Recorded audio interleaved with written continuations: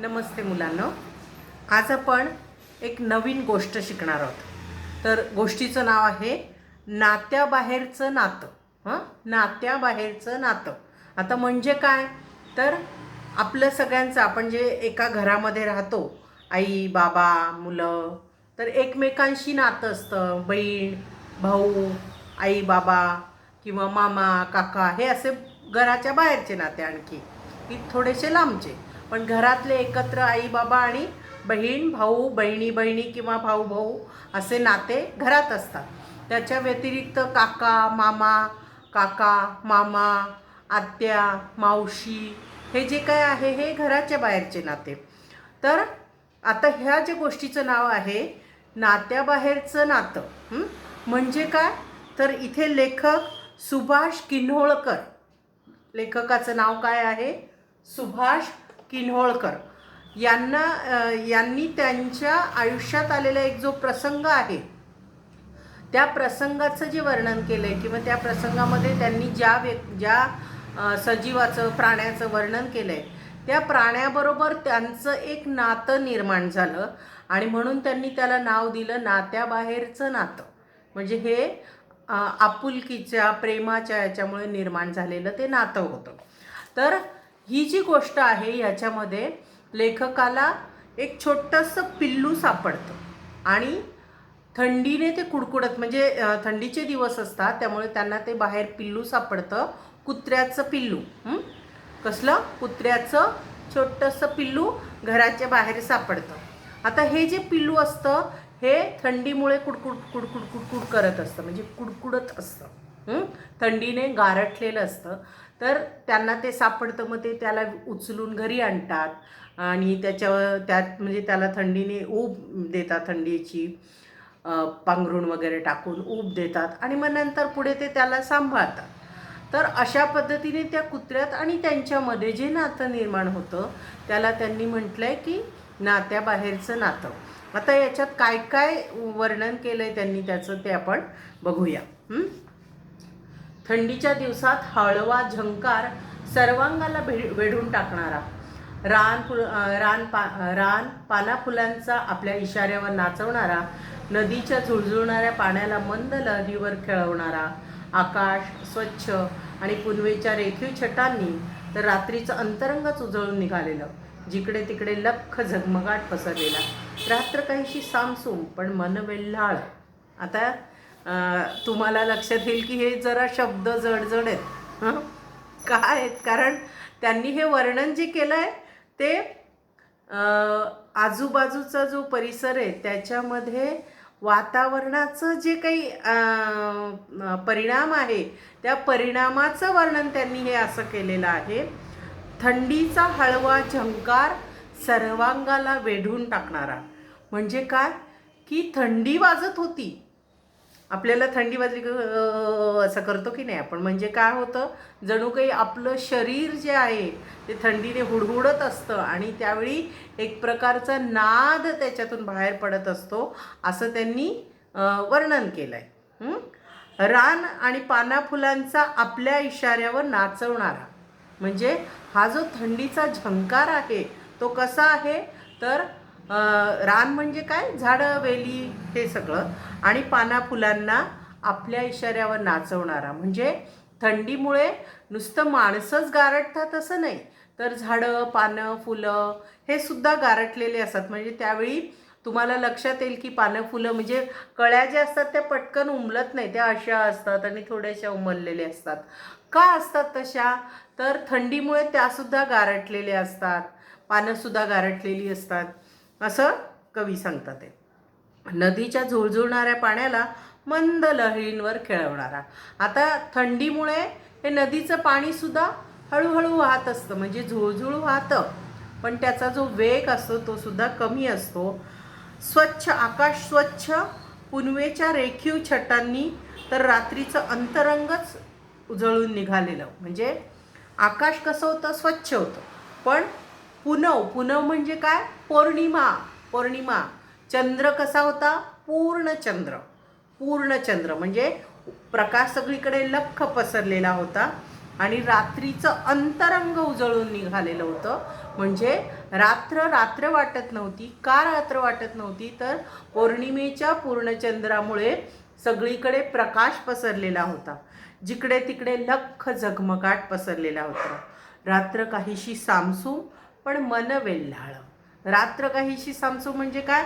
थंडी वाजत असल्यामुळे काय झाले, आजूबाजूला सगळीकडे लोक पटपट पटपट आवरून काही झोपले, काही घरामध्ये गुडूप पांघरून स्वेटर बिटर घेऊन अशी गप्प बसलेले किंवा घरात होते. बाहेर फिरायला किंवा चालायला कोणी आलेलं नव्हतं. का नव्हतं आलं? कारण सगळीकडे थंडी वाजत होती म्हणून.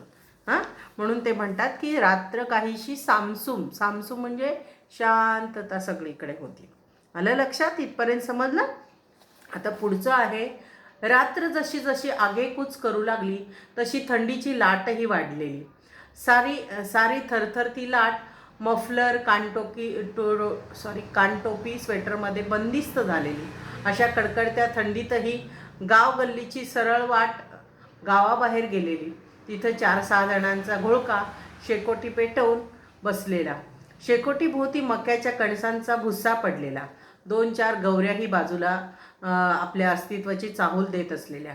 शुभ्र चांदण्याच्या प्रकाशकिरणात त्यांच्या चाललेल्या भेंड्यांचा रंग चढलेला. माझाही त्यांच्यातील सहभाग आनंदाची वृद्धी करणारा. शेकोटीपासून 10-15 पावलांच्या अंतरावर असलेलं एक कडुलिंबाचं झाड चांदण्याच्या लख्ख प्रकाशात अधिकच प्रसन्न दिसत होतं.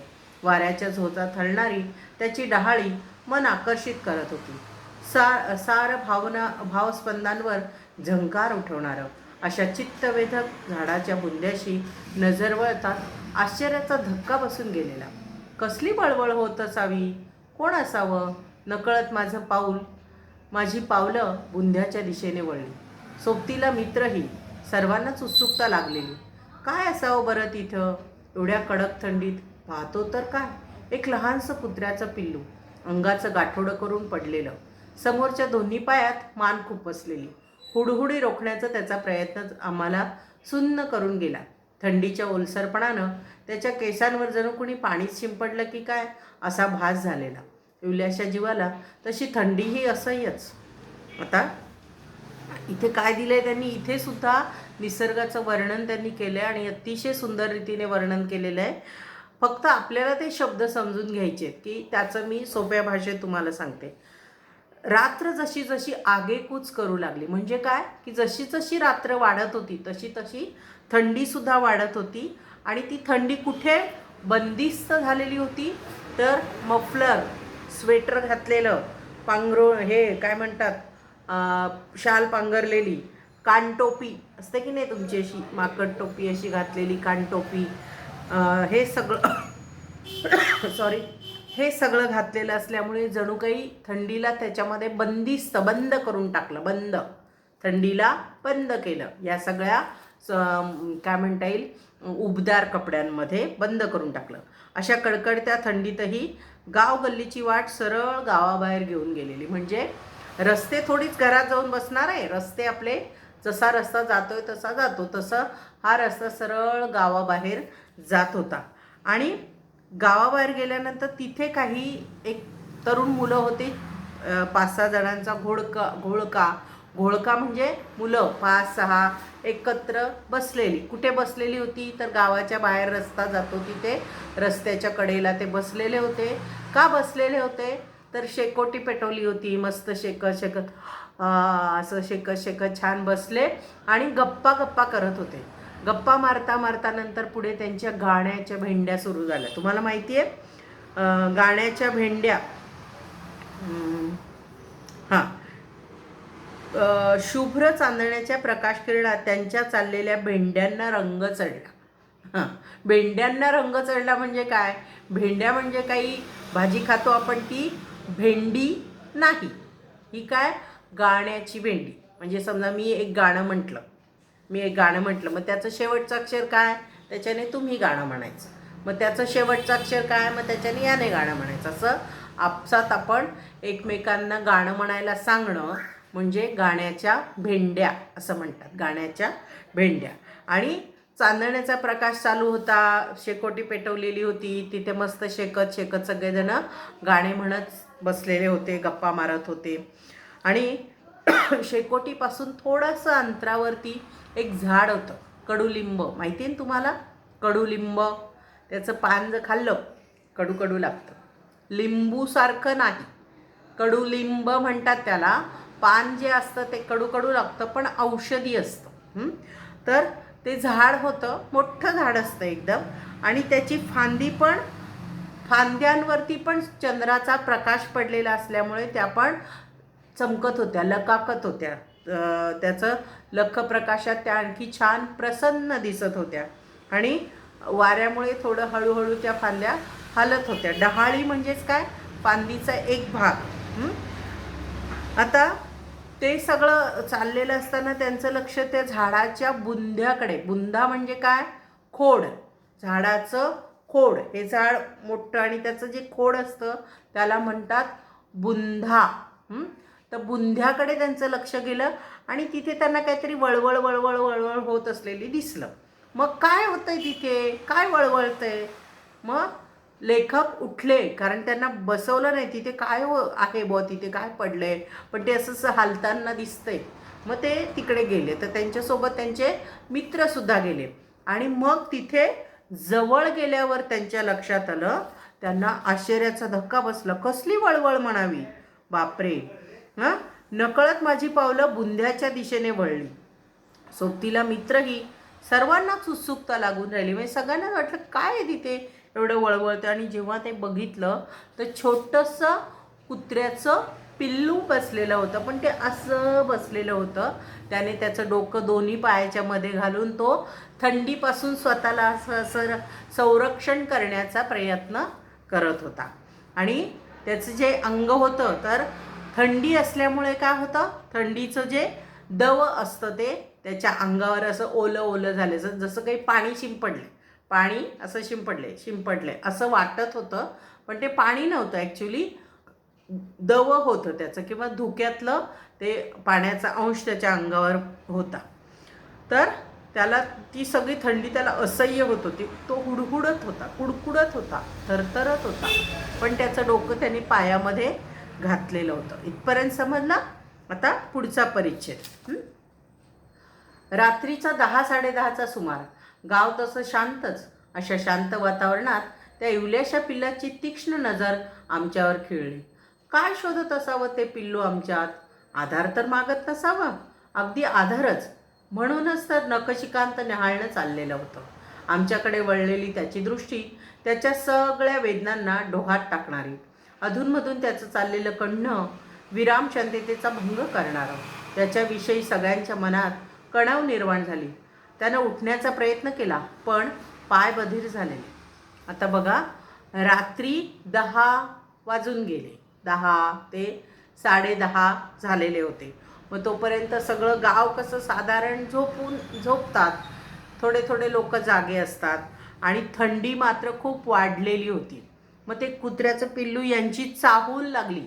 चाहूल म्हणजे पायाचा आवाज. त्याने, तो असा झोपलेला, पायाचा आवाज ऐकला आणि त्याने उठला. आणि तो बघत होता, कुत्र्याचा पिल्लू असं बघत होता की ह्याच्याकडे बघ, ह्याच्याकडे बघ, ह्याच्याकडे बघ. सगळे जे मुलं उभे होते त्यांच्याकडे बघत होता. मग लेखकाच्या मनात विचार आला की हा काय बघतोय, असं का बघत असेल? मग हा आम्हाला मदत करा असं तर म्हणत नसेल. त्याच्या मनात कदाचित, कुत्र्याच्या पिल्लाच्या मनात असा विचार असेल की हे सगळे बघतात आहेत माझ्याकडे, तर हे मला मदत करतील का, असं त्यांना वाटलं. आणि त्याच वेळी त्या कुत्र्याने उठून उभं राहण्याचा प्रयत्न केला. तो झोपलेला होता ना, उठून उभं राहण्याचा प्रयत्न केला, पण त्याला उठता येत नव्हतं. कारण थंडीने त्याचे जे पाय होते की नाही, पाय ते घट्ट झालेले होते, घट्ट. त्यामुळे त्याला ते पाय हलवता येत नव्हते आणि मग त्याला उठता येत नव्हतं. आलं लक्षात? आता पुढचा परिच्छेद. सॉरी. त्या पिल्लाची धडपड पाहून माझी पावलं नकळत त्याच्या दिशेने खेचली गेली. मला येताना पाहून त्याला एकदम हायसं वाटलं. आधार देण्यासाठी कुणीतरी धावून आल्याची त्याला जाणीव झाली. पाय उचलून त्याने माझं स्वागत करण्याचा अयशस्वी प्रयत्न केला. माझ्या हाताला त्याचा स्पर्श होता. त्याच्या डोळ्यात लख्ख प्रकाश जाणवला. त्याला अतिशय सुखावल्यासारखं वाटलं. का? कशी? पण त्याच्याविषयी माझ्या मनात स्नेहभावना उमलली. त्याचं अंग थरथरू लागलं. त्याची हुडहुडी रोखण्यासाठी मी माझ्या गळ्यातलं मफलर त्याच्या अंगावर टाकला. मफलरीमुळे काहीशी ऊब त्याला मिळाल्यानं त्याचा चेहरा अधिकच खुलला. हुडहुडी थांबली. आता बघा काय झालं. त्यांनी लांबून ते बघत होते, तिथे कुत्र्याचं पिल्लू बसलेलं आहे. मग ते जवळ गेले, त्याच्या जवळ गेले आणि मग त्यांनी बघितलं की त्याला उठता येत नाही आहे, पडतोय तो खाली, कारण त्याचे पाय आखडले गेले होते. थंडीमुळे पाय आखडले गेले. मग लेखक जवळ गेले आणि त्यांनी त्याला उचललं. मग जेव्हा हाताचा स्पर्श झाला, आपला हात कसा असतो? गरम असतो. मग गरम याच्याने त्या थंडीने कुडकुडणाऱ्याला खूप बरं वाटलं. मग त्याचे असे डोळे असे लखलखले की मला बरं वाटतं आता. आणि मग त्यांनी असं जवळ घेतलं आणि त्यांनी मफलर, ओढणीसारखी अशी लांब असते, अशी लांब असते, तर ती मफलर अशी गुंडाळलेली होती की नाही, ती काढली आणि ती त्याला गुंडाळली, त्याच्यावरती टाकली आणि त्या कुत्र्याला असं जवळ घेतलं. मग त्या कुत्र्याच्या पिल्लाला खूप बरं वाटलं, कारण त्याची थंडी कमी झाली आणि तो एकदम त्याच्या कुशीत गेल्यासारखा झाला आणि त्याला हुडहुडी त्याची थांबली. थरथर उडत होता थंडीने, ते त्याचं थांबलं. आलं लक्षात? पुढे लहानग्या छोट्याशा पिल्लाला हवा असलेला आधार मिळाला. त्याला अतिशय खुशी झाल्याचं जाणवलं. त्याच्या चोरट्या नजरेनं त्यानं मला पुन्हा न्याहाळलं. मलाही त्याच्याविषयी आपुलकी निर्माण झाली. त्याला कायमचा आधार मिळावा म्हणून मी त्याला थेट माझ्या घरी घेऊन आलो. घरात माझा प्रवेश होताच घरातली मंडळी एकदम बावरली. टाक ते पिल्लू खाली, टाक म्हणतो ना. बाबांनी चांगलंच फटकारलं. पण मनात त्या पिल्लाविषयी रुखरुख. आपण पिल्लाला सोडून दिलं तर त्यानं कुठे जावं? कोण देईल त्याला आधार? कोण लळा लावील? असे कितीतरी प्रश्न माझ्या मनात गिरट्या घालून गेले. पण त्याला असं अर्ध्यावर सोडून देणं अशक्य. पुन्हा बाबांच्या मुख्य शब्दांचा मार निमूटपणे सोसला. पिल्लू दिसायला कापसासारखं, डोळे तेजस्वी होते, मऊ कान, लांबट नाक, त्याला पाहताच प्रेम जडावं इतकं आकर्षक. त्याला हवा असलेला माझा आधार अगदी पक्का म्हणून रात्रभर त्याला अंथरुणापाशी झोपवलं. माझ्या अंगातील ब्लँकेटच्या उभेमुळे त्याला थंडीपासून संरक्षण मिळालं. एक मित्र मिळाल्याचं समाधान त्याच्याही आणि माझ्याही चेहऱ्यावर झळकू लागला. ध्यानीमनी नसताना जुळून आलेलं नातं अगदी सुखावून गेलं. त्याला आता प्रेमाची ऊब मिळाली, त्यामुळे त्याचं कण्णंही थांबलं. शांत झोप लागली. चिंब ओल्या स्वप्नांचा फुलोरा दोघांच्याही स्वप्नात बहरून आला. बघा आता पुढे काय झालं की त्यांनी ते पिल्लू उचललं आणि मग ते घरी गेले. मग घरी गेल्यावर ते पिल्लू असं बघितलं, घरात आई बाबा सगळे बघितले. काय ते? टाकते खाली. कशाला आणलंस ते पिल्लू? रस्त्यावरचं काहीतरी उचलून आणलं. त्याचे बाबा, लेखकांचे बाबा एकदम रागवले आणि त्याला खाली टाकायला सांगितलं. पण त्यांनी ते टाकलं नाही. बाबांचा राग ऐकून घेतला, म्हणजे ऐकलं. त्यांना वाईट वाटलं की आपण हे जर सोडून दिलं तर परत ते थंडीने कुडकुडेल, कदाचित मरेल, कोण त्याला उचलेल, कोण त्याला पांघरून टाकेल. अनेक विचार त्यांच्या मनामध्ये यायला लागले की याला कोण सांभाळेल, कोण प्रेम देईल, कोण लळा लावेल. आणि तसं ते पिल्लू कसं होतं? खूप छान होतं दिसायला. कापूस अंग कसं होतं?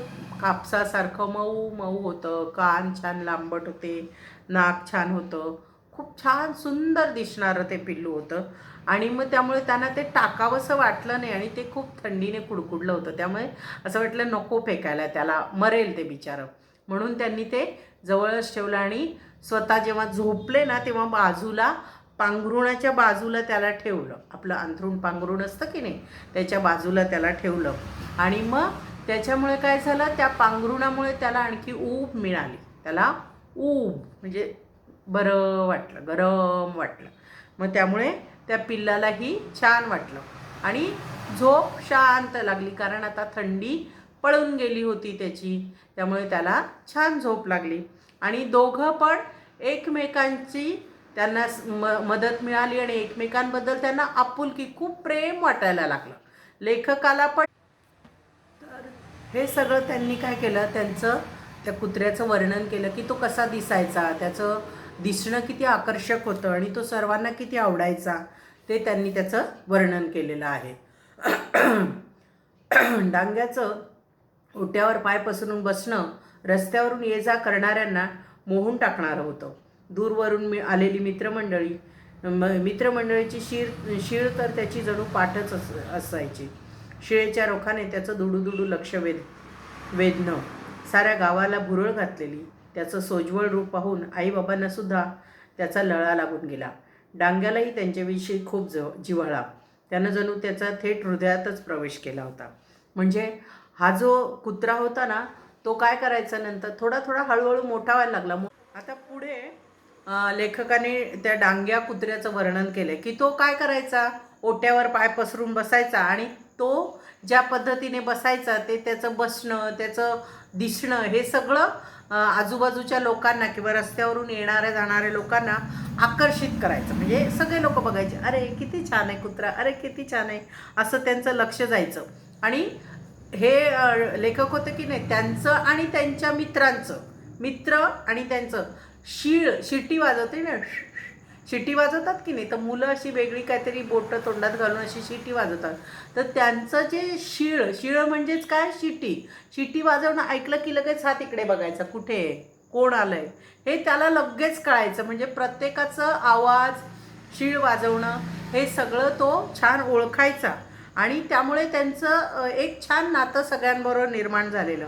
आणि जे आईबाबा लेखकाला रागवले होते की नाही, हे काय, हे कुत्र्याचं पिल्लू आणलं, चल सोडून दे, असं जे वडील बोलले होते, बाबा बोलले होते, तेच आईबाबा आता त्या कुत्र्याला खूप जीव लावायला लागले. कारण त्यांचं आणि त्या कुत्र्याचं सुद्धा एक नातं निर्माण झालं, प्रेम निर्माण झालं.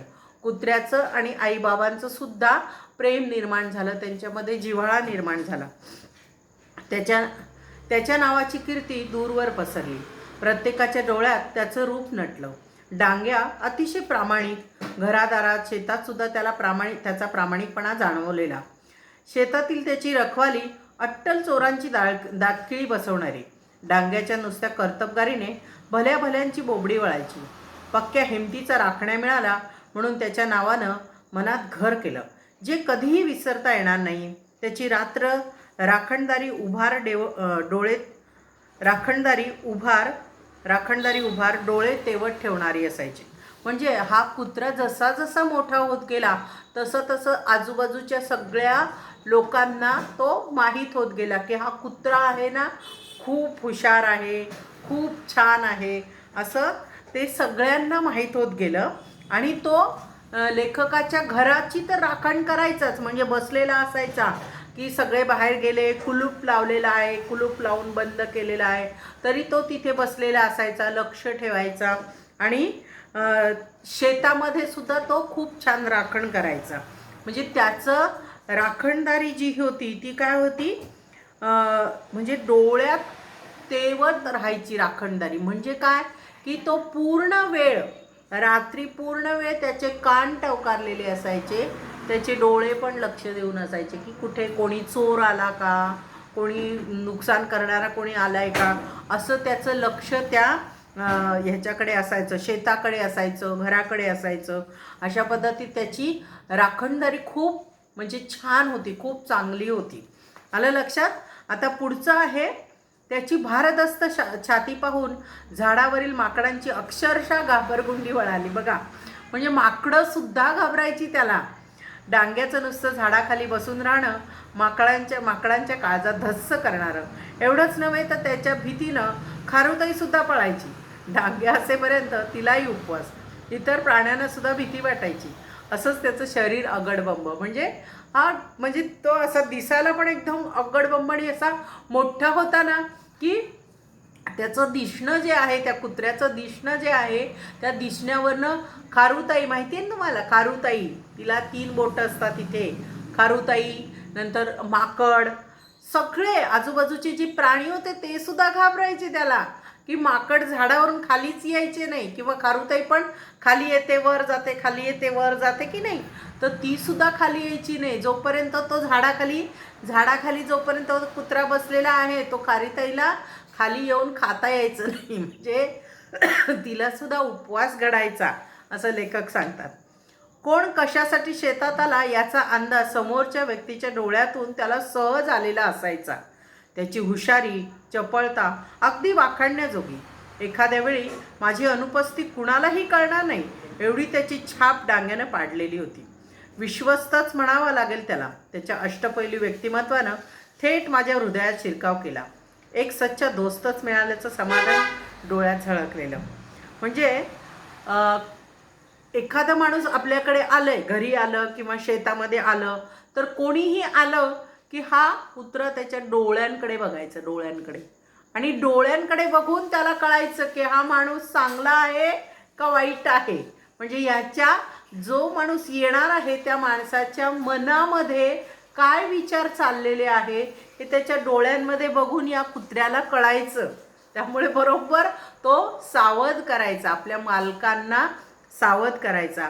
आणि जेव्हा शेतामध्ये हे लेखक नसायचे तरीसुद्धा हा समोरच्या माणसाला जाणवू द्यायचा नाही की हे नाही आहेत असं. म्हणजे जसं काही घरात सगळेजण आहे, आपण काय करतो, समजा आपण गावाला जाणार असू तर एकच दिवस गावाला जायचे तर काय करतो आपण, लाईट चालू ठेवतो की नाही, रात्री लाईट चालू ठेवतो. का? कारण बाहेर चोरांना कळलं पाहिजे, चोरांना की इथे लाईट चालू आहे म्हणजे लोक घरात आहेत, बरोबर, पण आपण घरात नसतो. म्हणजे ही काय झाली, एक टॅग झाली की चोरी होऊ नये म्हणून मग आपण काय करतो, गावाला जाताना दिवा चालू ठेवून जातो, लाईट चालू ठेवून जातो. म्हणजे रात्रीच्या वेळी जर चोर आले तर त्यांना कळतं अरे लाईट चालू म्हणजे इथे कोणीतरी आहे घरात. तसं जेव्हा लेखक शेतात नसायचे तरीसुद्धा हा कुत्रा समोरच्या येणाऱ्या व्यक्तीला असं जाणवू द्यायचं नाही की इकडे कोणी नाही आहे, तर सगळे आमचे मालक वगैरे घरात आहेत, शेतात आहेत, असंच तो जाणवू द्यायचा. इतकं तो हुशार होता. आणि त्याचं जे व्यक्तिमत्व होतं त्याच्यामुळे त्यांच्या मनात जणू काही त्याचं घर झालेलं होतं. म्हणजे ते खूप खूप प्रेम त्यांचं एकमेकांमध्ये निर्माण झालेलं होतं. आणि हे समाधान म्हणजे लेखकाच्याही डोळ्यात दिसायचं आणि त्या कुत्र्याच्याही डोळ्यात दिसायचं की किती छान मैत्री. म्हणजे मित्रांना एकमेकांबद्दल जे प्रेम वाटतं ते प्रेम एकमेकांच्या डोळ्यामध्ये दिसतंय, प्रेम एकमेकांच्या डोळ्यामध्ये दिसतंय, विश्वास, एकमेकांबद्दलचा विश्वास डोळ्यामध्ये दिसतोय. तर असं ते लेखकांना झालेलं होतं की हा माझा सच्चा मित्र आहे. सच्चा म्हणजे खरा मित्र, याच्यापेक्षा आणखी जवळचा कोणी मित्र नाहीच आहे. समजलं इथपर्यंत? आता पुढे आहे, दूरवरून घुमवलेली शीळ डांग्याच्या कानावर पडली की मागच्या दोन्ही पायावर उभं राहून माझ्या येण्याची चाहूल घ्यायचा. मान उंचावून ओळखीचं रूप न्याहाळायचा. कानांची उघडझाप करून पुन्हा दुसऱ्या शिळेचा कानोसा घ्यायचा. एखाद्या पाहुण्याच्या स्वागतासाठी जसं आपण पुढं जाऊन स्मितहास्य करतो तसाच तोही माझ्या स्वागतासाठी दुडदुडत यायचा. अंगावर झेप घ्यायच्या, त्याच्या तोंडानं हात चाटायचा. किती प्रेम एका प्राण्याकडून, ना नात्याचा ना गोत्याचा, केवळ एक अनावधानानं वेळ प्रसंगानं घडून आणलेलं नातं अविस्मरणीय होऊन गेलेलं. आता बघा, म्हणजे जसं आपण कोणी येणार असो तर कसं आतुरतेने वाट बघतो की नाही. आपल्याकडे समजा आपले कोण पाहुणे येणार असेल की ज्यांच्यामध्ये आपले खूप मैत्री आहे, खूप प्रेम आहे, असे पाहुणे येणार असतील तर आपण सारखं बघतो का आले का आले का आले का. म्हणजे आपलं सारखं असं उत्सुकता चाललेली असते की कधी येतील कधी येतील. तसंच हे होतं की जेव्हा लेखक बाहेर गेलेले असायचे तर ते येताना काय करायचे, घराच्या किंवा शेताच्या जवळ आले की ते शिटी वाजवायचे, शीळ वाजवायचे. आणि मग त्याची शीळ ऐकली की हा लगेच दोन पायावर उभं राहायचा आणि कान टवकारून दुसरी शीळ वाजवण्याचा हे करायचं आणि पुढे पुढे जायचा की आले का आले का आले का. असं लेखकाची वाट ते आतुरतेने वाट बघायचे. आणि मग लेखक आले की त्यांचं असं हाताने हे करायचं, जिभेने चाटायचं त्यांच्या हाताला पायाला, असं त्यांच्या अंगावर झेपवायचं, झेप घ्यायची. असं तो कुत्रा करायचा. आणि त्यामुळे लेखकाला खूप कौतुक वाटायचं की कसं नाही हे ना नात्याचं ना गोत्याचं, म्हणजे काहीही या कुत्र्याचं आणि माझं रक्ताचं असं नातं नाही आहे, पण तरी एक अनावधानाने तो मला सापडला. थंडीमध्ये कुडकुडत होता तो मला सापडला, मी त्याला घेऊन गेलो घरी, त्याला मी खूप सांभाळलं छान. आणि त्याच्यामध्ये आणि माझ्यामध्ये एक प्रेमाचं असं नातं निर्माण झालं की हे एक वेगळंच नातं आहे. म्हणून त्यांनी गोष्टीला पण नाव काय दिलं, नात्याबाहेरचं नातं. नात्याबाहेरचं म्हणजे एक वेगळं नातं निर्माण झालेलं आहे. अशा पद्धतीने हा टॉपिक इथे संपलेला आहे. आता तुम्हाला काय वाटेल की हे काय वेगळं आहे असं, तर एक हे सांगते मी तुम्हाला की पाळीव प्राणी जे असतात की नाही, पाळीव प्राण्यांमध्ये म्हणजे इन जनरल सगळ्याच सजीवांमध्ये, सगळ्याच प्राण्यांमध्ये एक थोडी स्वतःची अशी समज असते. आणि जेव्हा ते आपल्या संबंधात येतात, माणसांच्या कॉन्टॅक्टमध्ये येतात, तेव्हा त्यांना त्या माणसांच्या सवयी माहीत होत जातात, त्यांचं बोलणं समजायला लागतं, त्यांचं वागणं समजायला लागतं. म्हणजेच आपण जर आपल्या घरी गाय, कुत्रा, मांजर असे प्राणी, म्हैस किंवा शेळी असे वेगवेगळे प्राणी पाळतो की नाही, तर हे जे प्राणी पाळतो तेव्हा आपण त्यांच्याशी जर प्रेमाने बोललो, त्यांना खायला प्यायला घालताना त्यांच्या पाठीवरनं हात फिरवला, त्यांच्याशी बोललो, त्यांना पाणी पाजताना डोक्यावरनं हात फिरवला, ह्या जर गोष्टी केल्या तर त्या प्राण्यांमध्ये आणि आपल्यामध्ये एक जिव्हाळ्याचं नातं निर्माण होतं. आलं लक्षात? म्हणजे पाळीव प्राणी जसे आपल्याला उपयोगी पडत असतात तसं आपण त्यांना उपयोगी पडतो. हे झाला काय म्हणता येईल त्याला की जस्ट एक व्यवहाराचा भाग. परंतु जेव्हा आपण हे पाळीव प्राण्यांना आपल्या घरातल्या मेंबरसारखं वागवतो की नाही, म्हणजे काय म्हणायचं आहे मला की घरामध्ये आपले बहीण भाऊ असतात, आई बाबा असतो, त्यांच्याशी आपण किती प्रेमाने वागतो, त्यांना खायला प्यायला घालणं, त्यांची काळजी घेणं, त्यांच्याकडे लक्ष देणं, त्यांना काही लागलं वगैरे तर ते करणं, हे सगळं करतो की नाही. तसंच सेम जे आपल्या घरात किंवा आपण घराच्या बाहेर, म्हणजे आता गाय वगैरे आपल्या घराच्या बाहेर असतात, पण कुत्रा मांजर घरामध्ये असू शकतात. तर हे जे काही प्राणी आपण पाळतो त्या प्राण्यांना सुद्धा जर आपण तितकंच प्रेम केलं, त्यांच्याशी तितकंच बोललो, त्यांच्या पाठीवरनं हात फिरवला, त्यांना आंघोळ घातली, त्यांची काळजी घेतली, तर हे प्राणीसुद्धा आपलं बोलणं समजतात. आलं लक्षात? आणि ते सुद्धा आपल्यावर तितकंच प्रेम करतात. त्यांच्यामध्ये आणि आपल्यामध्ये एक वेगळं नातं निर्माण होतं, नातं मैत्रीचं नातं निर्माण होतं. तर ह्याच्यामुळेच मी तुम्हाला काय सांगणार आहे की तुम्ही एक निबंध लिहायचा. निबंधामध्ये काय टाकायचं आहे की एकतर पाळीव प्राणी घ्या, त्याच्यात इन जनरल सगळं हे करा की तुम्हाला पाळीव प्राण्यांबद्दल काय वाटतं, पाळीव प्राणी पाळावे तर का पाळावे, मग त्यांच्याशी आपण कसं वागलं पाहिजे, एक जनरल टाका की जनरल सगळे पाळीव प्राणी त्याच्याबद्दल लिहा. किंवा तुम्हाला आवडणारा पाळीव प्राणी किंवा तुम्हाला आवडणारा प्राणी कोणता पण, मग कोणता पण पाळीव प्राणी जो तुम्हाला आवडतो, गाय असो, बैल असो, कुत्रा असो, मांजर असो, किंवा अगदी शेळी जरी असेल, मेंढी असेल, म्हैस असेल, काहीही तुम्हाला जे आवडेल ते, त्या प्राण्याच्या बद्दल निबंध लिहायचा आहे. आता 6माही परीक्षा आहे की नाही, 6माही परीक्षा 26 तारखेला सुरू होणार आहे. 26 ऑक्टोबरपासून 6माही परीक्षा सुरू होणार आहे. तेव्हा त्या परीक्षेमध्ये जो भाषेचा पेपर असेल त्याच्यामध्ये निबंध मी 2 विषय देईल, त्या दोन्हीपैकी एक विषय तुम्ही कोणताही लिहायचा आहे.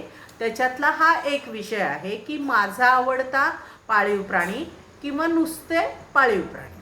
तर तुम्ही ठरवा तुम्हाला कोणता निबंध लिहायचा, हे और हेचं तुम्हाला जो आवडेल ते लिहायचं आहे. आणि व्हिडिओ 2-3 वेळा बघायचा आहे, पण नुसताच व्हिडिओ न बघता एकदा व्हिडिओ बघा, मग धडा वाचा, मग पुन्हा व्हिडिओ बघा आणि मग नंतर त्याचे प्रश्न उत्तरं हे करा. नाही समजला तर 2-3 वेळा पुन्हा व्हिडिओ बघा, धडा वाचा, ते सगळं करा आणि नंतर त्याच्यावरचे प्रश्न हे जे काही दिलेले आहेत हे सोडवायचे आहेत. नमस्ते.